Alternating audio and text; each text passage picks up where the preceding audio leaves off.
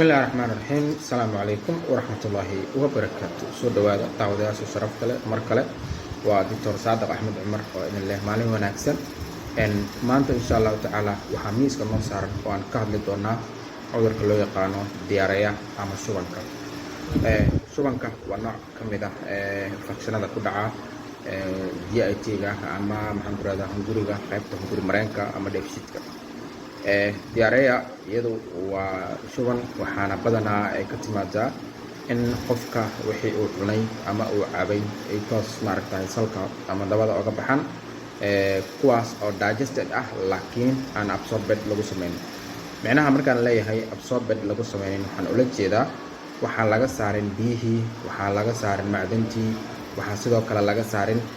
wixii loo yaqaanay fitamiinadii borotiinadii cunnada la socday dhan waan maaragtay lagama saarin ciladuna waa in ay problem jirto uu ka jiro qaybta intestine-ka ama mindhicrada uu ka jiro markaan fiirino marka maxaa sababa diyaarayada maxaa sababa waxyaabo fara badan oo sababa ayaa jiro laakiin saddex ayaan u kala qaadaynaa gruupka koowaad waa in virus uu sababa viruska ugu caansan ee sababa waxaa loo yaqaanaa norovirus ayaa loo yaqaanaa norovirus waa waxa kale Soomaalida ama caalamka looga yaqaanaa rotavirus ayaa looga yaqaanaa rotavirus waa nooc kamid ah virusyada jira ee caalamka la aqoonsan yahay oo badanaa keena qofka in maaragtay shuban ama saxarada ay jilcato oo toos maaragtay qofka shuban ugu keena sidoo kale waxaa keeni kara bacteria waxaana ugu caansan Escherichia coli oo marka la soo gaabay loo yaqaano E. coli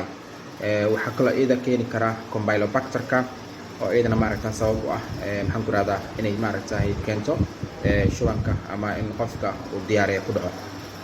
food poison ayay noqonayaan markaasi bacterial cause-ka oo waxay ka soo raacaysaa maxaan ku radaa cunnada dhibaato ka timid xaggeeda ayay ka soo raacaysaa taasoo sababaysa marka qofka inuu shubmo ama uu maaragtay fuuq baxo sidoo kale parasite ayaa keeni karo waxaa loo yaqaanaa kuwa qofka qabta ama jaardiya loo yaqaano Soomaalida ama jaardiyaasiska waxaa maaragtay keeni karaan iyagana kuwa oo maxaan ku radaa contaminated water in biyaha ay ka soo raacaan qofka ama biyaha loogu gambado taas oo sababaysa marka in qofkii uu keeno diyaaraya ama shuban uu keeno markaan kasoo gudubno sababaha calaamadaha diyaaraya lagu yaqaano markaan fiirino waxaa lagu yaqaanaa qofka inuu stomach cramps in caloosha qofka lama jiiriyo la qabto lama joojiyo sidaad u taqaanidba sidoo kale waxaa meesha ka imaanaysa in qofka lalaba iyo matag uu la yimaado sidoo kale in maxaan ku radaa madax xanuun mararka qaar ay soo raacaan waxaa kaloo ku xigta loss of appetite inuu wax qaadan waayo qofkii sababtuna waxay tahay mar haddii qofka uu shubmayo sidoo kalena matagayo lalabana ay jirto waxaa cad in ay bacteria ama viral problem uu jiro taas oo maaragtay sababaysa qofka in diyaaraya iyo maaragtay culeysyo fara badan ay soo waajahaan sidoo kale waxaa lagu arki karaa sidoo kale urine frequent ah qaadi fara badan qofka inuu la yimaado sidoo kale bowelka ama mindhicrada inuu irritable noqdo qofka inuu dareemo xoogoo shanqaro badan iyo dhaqaaq fara badan oo maaragtay aan loogu talagalin inuu mindhicrada ka dareemona waa maaragtay lagu arkaa sidoo kale tiredness iyo loss of appetite hore aan soo sheegnay dizziness inuu noqdo sidoo kalena dry tongue inuu noqdo afka inuu qalalo oo maaragtay afka aad u qalalona waa lagu arkaa sunken eyes in indhihi maaragtay gadaal iskadaanayso quusaan ama dib u degaana waa la arkaa muscle cramp in murqihii xoogoo jarayaan ama gariir u bilaabo qofkii waa la arkaa heartbeat ama garaaca wadnaha sidoo kalena bato ama kor u kacona waa la arkaa waxyaabahaas oo dhan waxay keenayaan marka ama sabab u ah in sodium iyo maxaan ku radaa potassium fara badan qofka jirka ay ka baxeen haddii marka qofka jirkiisa ay ka baxaan sodium iyo potassium fara badan ay ka baxaan jirkiisa waxaa dhacaysa in maaragtay ay timaado in qofka maaragtay uu weight loss noqdo oo maaragtay tabardadii yara ay ku timaado araggii daciifo maqalkii daciifo culeysad badan ay ku yimaadaan markaan aan fiirino marka maxaa lagu baari karaa diagnosis ama baaritaanka muxuu noqon karaa stoolka in sample laga qaado oo qofka maaragtay shubanka shubmayo in wax yar oo saxara ah oo sample haddii laga heli karo laga qaado sidoo kale blood test in la sameeyo blood testiga waxaa lagu ogaadaa waa maxay bacteria ama viral problem hadday jiraan in la ogaado waayo waxaan sheegnay in food poison ay keeni karaan ama water poisoning inay keeni karaan sidoo kale further investigationka lagu sameyn karo waxaa waaye sigmoidoscopy ama sigmoidka in maaragtay ama sigmoid column in laga geliyo tube la geliyo qofka iyadoo la fiirinayo problemka jira ama colonoscopy kan caan ku nahay ee Soomaalidu taqaano iyadoo maaragtay la isticmaali karayo ama la fiirin karayo. Treatmentiga ama dawada qofka loo isticmaalayo waxaa ka mid ah waxaa lagu daweyn karayaa oo kow qofka loo sameyn karayaa fuuq celin in loo sameeyo oo oral rehydration salt ORS waxaan u naqaano la siinayo. ORS-ta waxay taalaa iyadoo maxaan ku rahdaa prepared ama diyaarsan ayay taalaa suuqa waa soo iibsan kartaa goobaha caafimaadkana sidoo kale waa ka soo qaadan kartaa. waxaa kaloo jirto inaad iyadana diyaarsan karto ORS-ka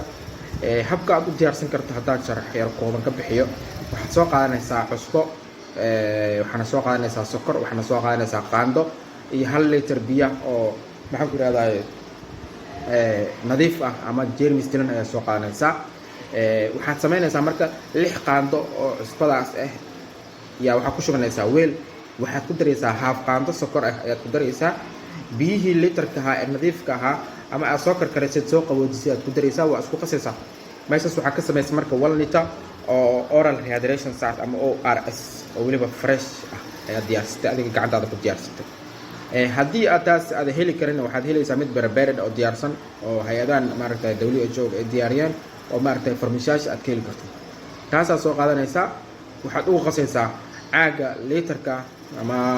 garaafo litar ayaad ugu qasaysaa biyo oo maaragtay ugu kor shubaysaa qofka waa siinaysaa mar walba maaragtay 10 daqiiqo 5 daqiiqo markuu joogo biyahaas uu caaga ku ceshanaya waxay keenaysaa marka ORS inuu tabarta qofka ay soo laabato oo jirkiisa isceshto ayay keenaysaa. ORS waxaa loo raacinayaa haddii alla idmo insha Allah shuban joojiye oo ah loperamide dawada ugu caansan 2 mg waaye waa daawo active ah marka ugu horeyso qofka shubanka ugu la yimaado waxaa siinaysaa 2 xabo oo ORS maagnaada loperamide-kaas ayaa siinaysaa 2 xabo markaas siisid kadib 3 saac kadib waxaa siinaysaa xabad 6 saac kadibna xabada kale ayaad ugu daraysaa markaas maasha Allah wuu fiicnaanaya qofkaas. sidoo kale cunnada uu qaadanayo wax ka bedelaysaa cunnada dufunta leh aad looga ilaaliyaa waxaa la siiyaa muuska waxaa la siiyaa rootiga waxyaabahaas oo dhan waa la siiyaa. ilmaha hadday yihiin qofka ama qof ilmaha uu yahay ha ku degdegin inaad siiso loperamide ha ku degdegin. positionka loperamide waxaa u furan ood siin kartaa dawada loo yaqaano zinkaha ama zinc sulfate-ka waa dawo u fiican caruurta oo loogu talagalay in shubanka ay ka joojiso nafaqana ay u celiso ama fuuq celina ay u siiso maasha Allah.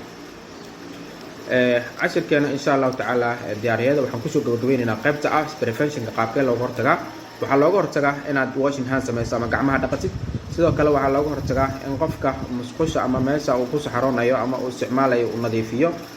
sidoo kalena maxaan ku rahdaa inuu ka leexdo goobaha wasaqaysan oo maaragtay yaalaan tusaalahan oo kale foodska ama musqulaha oo kale banaanka lagu saxaroodo waa inuu iska ilaaliyaa nadaafadiisa dhanna waa inuu saxaa dawooyinkaasna waa inuu si sax ah u isticmaalaan soo sheegnay insha Allah. cudurkeena labaad ama ku aadanaa infectionka ku dhaca maxaan ku rahdaa qaybta dheefshiidka halkaas ayaan ku joojinaynaa wixii su'aalaha qaybta hoose commentiga noo soo dhigo insha Allah